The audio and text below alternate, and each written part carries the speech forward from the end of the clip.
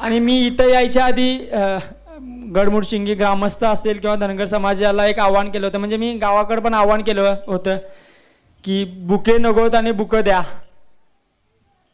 माणसं बघता आणि पुस्तकं बघता पुस्तकं कमीच आहेत असं वाटायला लागले. सो सांगायचा उद्देश काय की म्हणजे एक थोडक्यात सांगतो.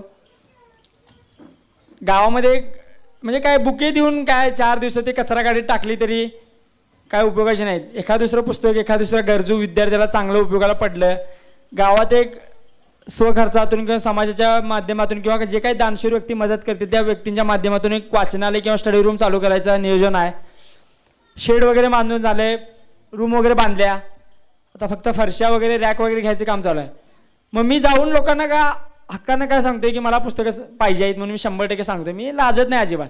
आपण काय दारू प्यायला काय गुटखा बिटका काय मावा पिवा खायला काय पैसे मागत नाही आणि मी पैसे बी मागत नाही. मला म्हणतो की डायरेक्ट पुस्तकं आणून द्या.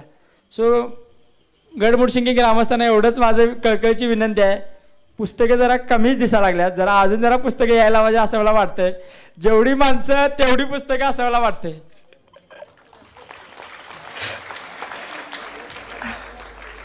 सो मला वाटतं की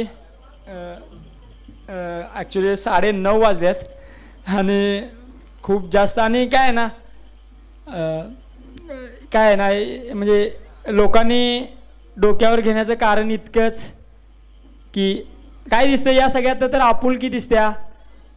सर्वसामान्य माणसांना आपलाच पोरगा, आपलाच भाऊ, आपलाच नातू कोणतरी यशस्वी झाला आहे, कोणतरी सिलेक्ट झाला आहे असं वाटतंय. सो भविष्यात सुद्धा गडमुडशिंगीतून खूप जास्त अधिकारी बाहेर पडावेत. त्या अधिकाऱ्यांचा सत्कार करण्याची संधी मला गडमुडशिंगी ग्रामस्थांनी द्यावी, त्यांच्या सत्काराला मला बोलवावं.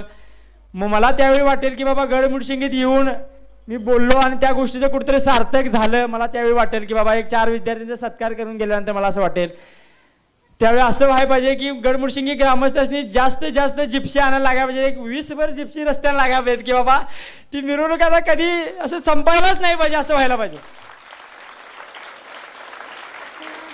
सो खूपच छान कार्यक्रम ऑर्गनाईज केला आणि मला काय फॉर्मॅलिटी वगैरे आवडत नाही, पाहुणं म्हणून घ्यायला पण आवडत नाही. पण एवढंच काय की